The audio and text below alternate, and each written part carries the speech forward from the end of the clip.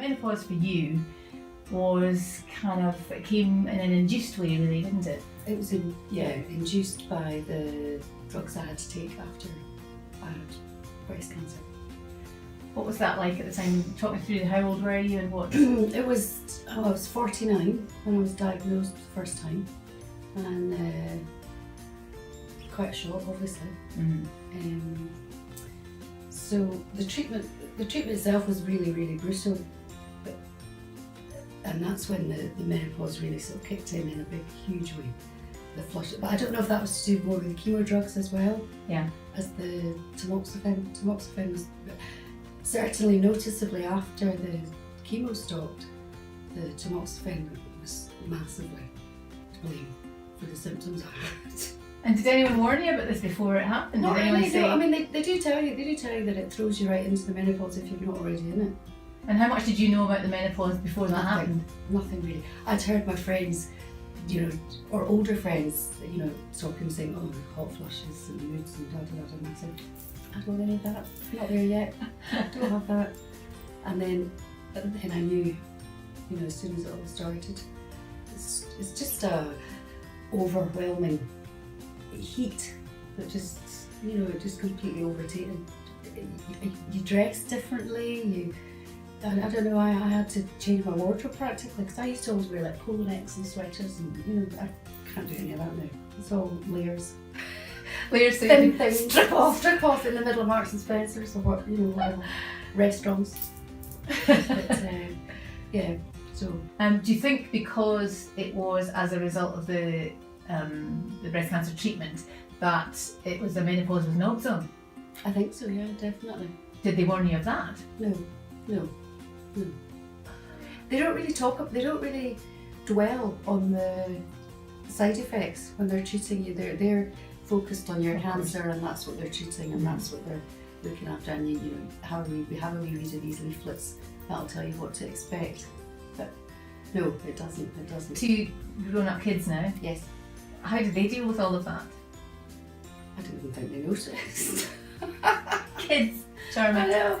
Or I would say it was hot, and they would go, "Can I look out?" And I'm like, "What? It's freezing in here." No, I don't think they noticed. I tried very hard when I was having treatment not to appear to be ill or appear to be struggling, or so I just wanted them everything, because they'd lost their dad not that long before, so I just wanted them not to have the trauma of seeing mum getting really ill as well. So I tended to kind of get a moon to my friends about it, because they're all hot flushing and everything as well. So it's good to have a friend to do it with as well. So when you compare with your friends' symptoms, are you about the same? Are you a lot worse? Do you think you're leading the pathway for them? I was a lot worse. Some of them are still saying, "Oh no, I'm not there yet. I'm not there yet." Okay, Adams, take note. And I think you must be. And then there's other ones that are, like my friend Jan, she has a terrible, she's tried magnets, she's tried everything, and she can't stop the flushes at all. Mine have kind of subsided now because I'm not on the tamoxifen anymore. How long has that been since you've been off it? About 6 months now.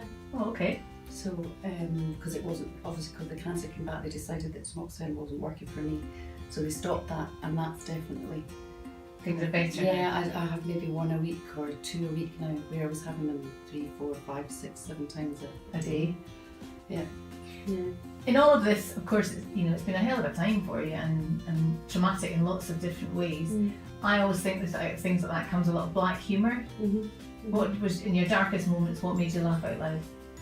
I remember I went to a fancy dress party once, and I went as I had a black cloak and a long, and I went as the Scottish widow. That was, and everybody looked at me when I walked in and thought, surely not. I said, well, I can do that. I am a Scottish widow. I could do that. So I did that. And I have I suppose, you're all constantly looking on the internet for things that are going to relieve your symptoms or help. So my friend bought me this thing called a chillo. A chillo? A chillo, which is, it's like a Lilo for a teddy bear. It's a flat thing that's filled with gel. Yeah. And you pour water into it, and then you roll it up, and so it almost looks like a vacuum packed Lilo. And it's cold. It's permanently cold.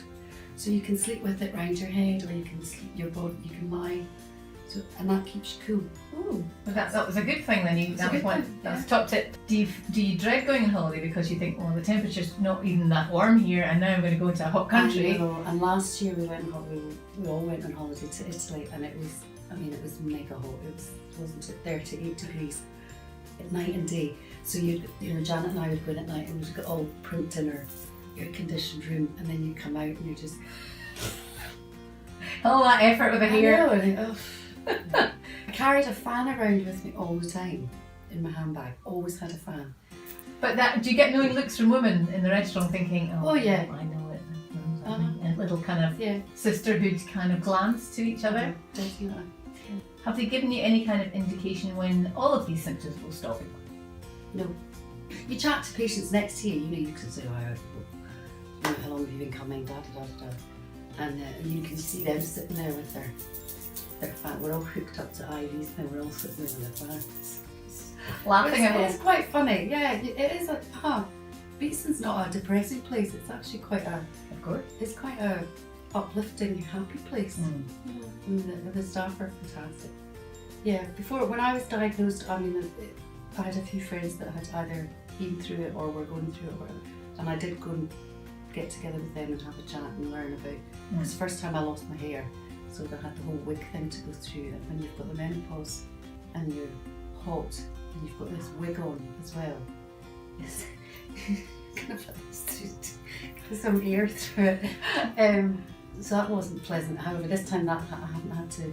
And look how thick your hair is. I know. But when it came in, it was all white and curly, pure white. So I couldn't wait to get the colour back onto it. I'm amazed. You're a very upbeat and very positive woman. Oh, well, of course you have to be, but it must be sometimes quite hard to be because you think, oh, it is hard to be. I think I'm definitely the type of person. I had this chat with a friend the other day actually, and it's sometimes really hard to stay positive when, and I don't mean I feel like this all the time, but sometimes I do feel I've got a kind of uncertain future in a way. Of course. But then I just think, no, I'm just going to have lots of positive experiences and go on holidays and enjoy things, just make the most of every day. So it's a different mindset really, isn't it? Do you think when you look back, you think, God, I definitely took life a bit more for granted and just kind of moaned a lot about stupid things? Yeah, now I try and just, we don't know what's around the corner, you don't know what's going to happen, you don't know what's in store. So none of us do. I just try and make the most of everything and enjoy myself. I like a bit of a party. I like a bit of a drink. Actually, at the moment I have not really been drinking because I get these funny tastes in my mouth just from the drugs. And when I put a gin in my mouth, I went, no. And then I try wine and then, maybe. So you're working your way through the bar then to find out which one goes with the drugs. See what tastes match.